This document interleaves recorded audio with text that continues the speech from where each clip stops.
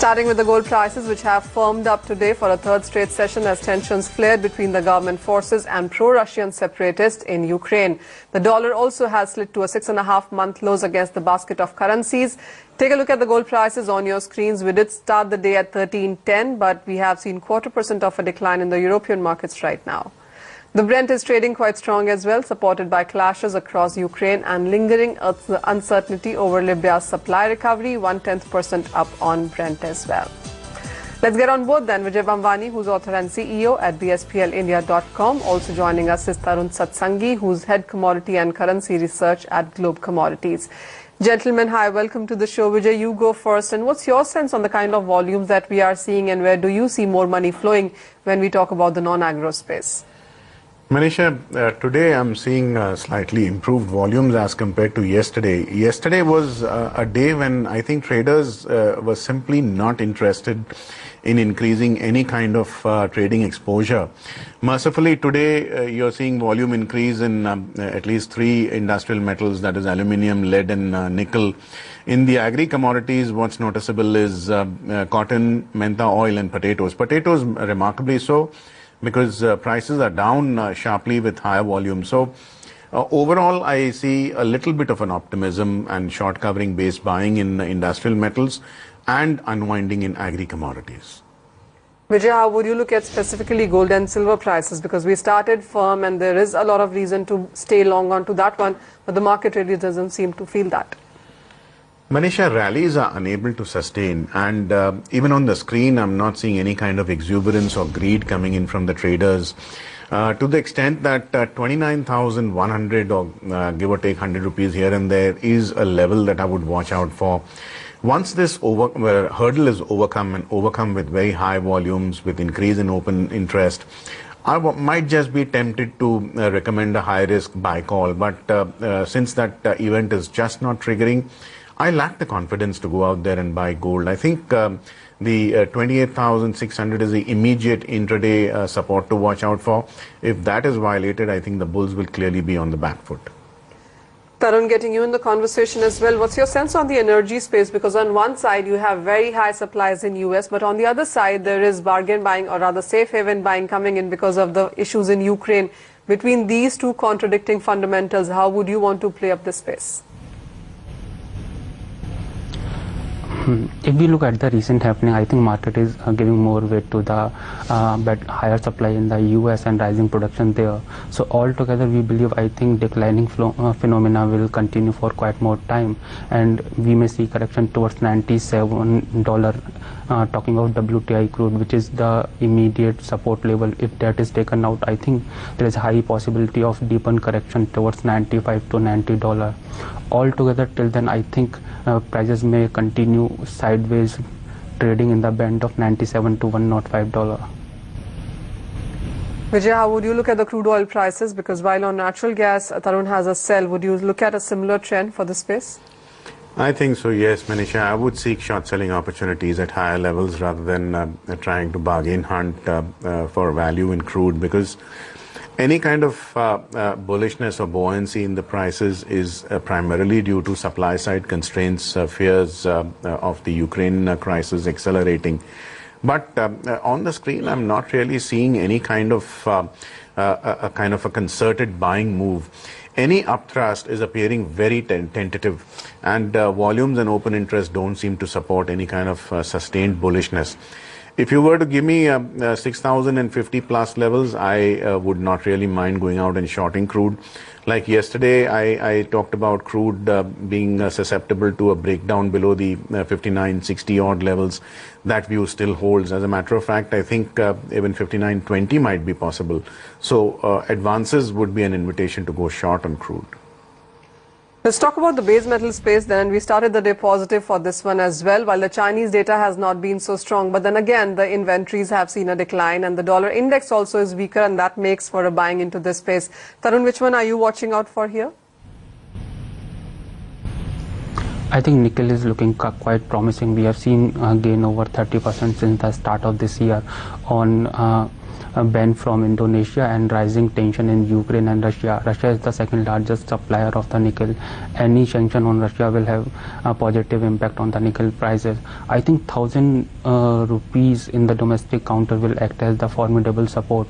If someone wants to buy, I think one should wait for 1100 mark. If that level comes, definitely buying can be done, keeping the short term stop loss below 1080. Higher side, I think in short term 1150 would be the target. If we talk of multi-month target, there is high chances that it may rise to 1350 in the months to come. Vijay, what's your sense now coming in for the nickel prices, and also how would you look at zinc, because that's another gainer? Manisha, I would stick to my view I advocated yesterday on nickel. 1125 levels, I would start initiating shots. I would add on to these shots at 1135, 1140. I would keep a stop at 1152 odd levels.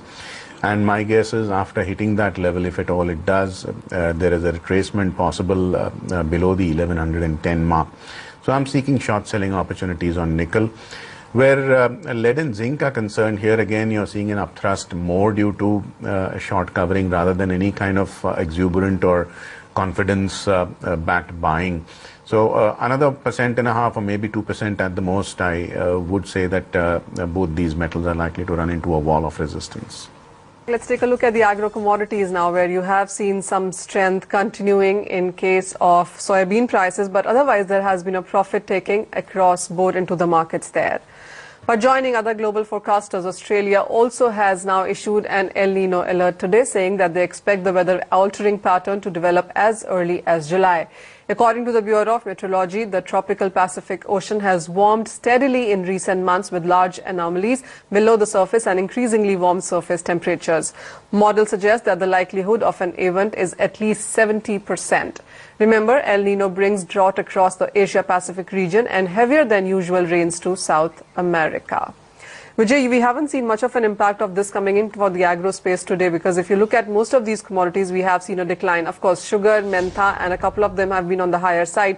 But apart from that, anything like potato, as you were mentioning, or the sugar prices, the spices, all of them have seen a profit taking.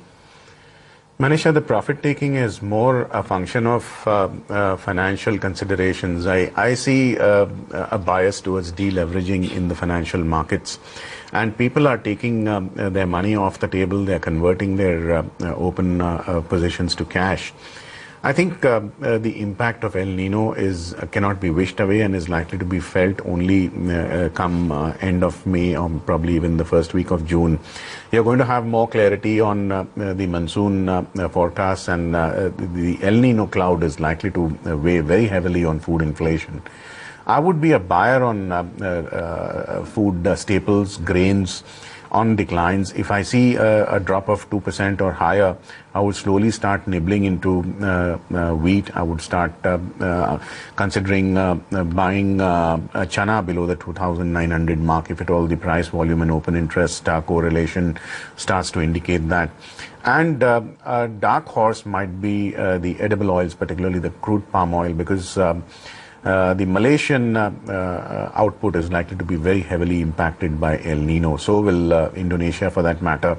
So these are counters that I would keep a hawk eye on.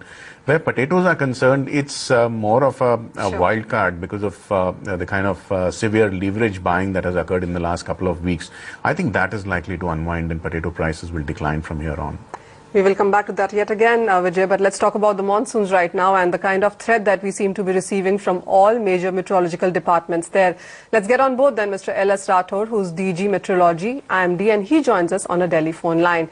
Mr. Rathore, I appreciate you taking time out for us. The latest concern really comes in from Australia, and they are saying that there is a 70% chance of an El Nino now. Do you think this is the highest number that we have heard till time? Well, these are all probabilities, and maybe next week it could be 80% and 100% or may reduce. But one thing is even otherwise very certain that El Nino is likely to appear. So don't go by these probabilities. The fact remains that after the middle of monsoon, there is a possibility of warming over equatorial Central Pacific. That is for sure, almost certain. Confidence is building. But as we have been talking that there is no one-to-one correlation between monsoon and this El Nino. So, but let us see. We will get the parameters for May by 10th of May, and then we will again have an update for some assessment. But in the meantime, there is one system which has formed south of Kanyakumari, and that is likely to move northwestward and likely to give copious rain in the southern states, particularly the Tamil Nadu and Kerala. And under that influence, the interior part of peninsula, like Karnataka and Telangana, Rayalaseema, will also get some rainfall. So the point is that the reservoir situation, which was a cause of concern because the northeast monsoon was also poor, and subsequently the reservoir were below normal for these southern states, will now become comfortable, and that would really a very positive aspect of pre-monsoon season. Fair point, Mr. Rathore. One more thing that the Australian Meteorological Department is pointing is that while they are looking at a 70% chance of an El Nino, they also say that this pattern could be developing as early as July. So that doesn't really give us much time within the monsoons then.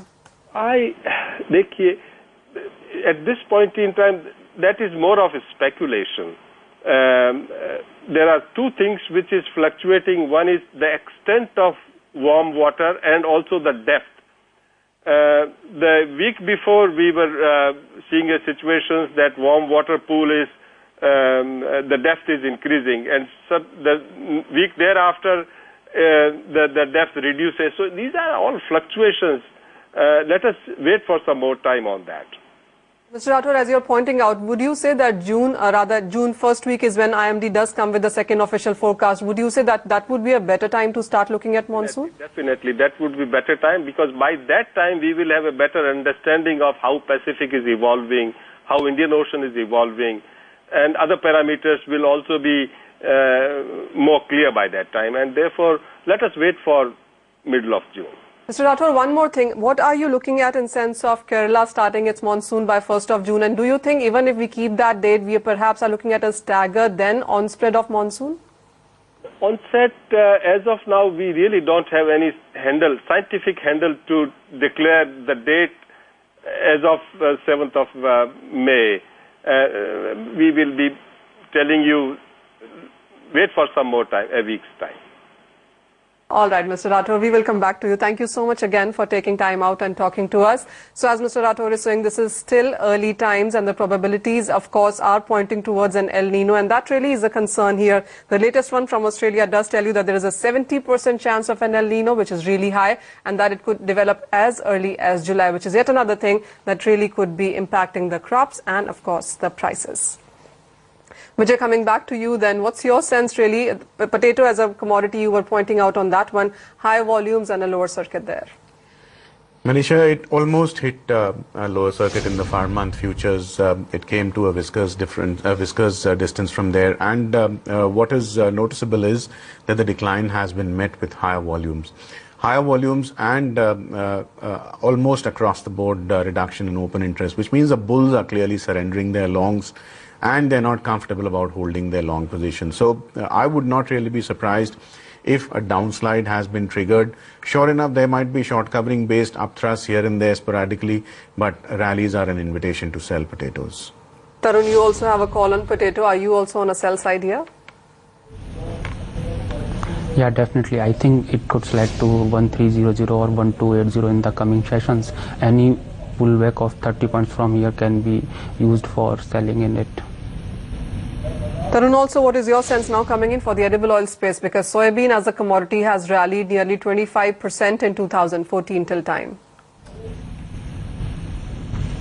I think we see downside risk in edible oil complex, even in soybean, which has performed quite a good recently. It is looking expensive at current juncture, and we see downside potential in it in short term. It could be sold for 46.40, even if any rise comes towards 47.18 June derivative. I think that is the level one should be that should be used for selling, keeping the stop loss at 48.20.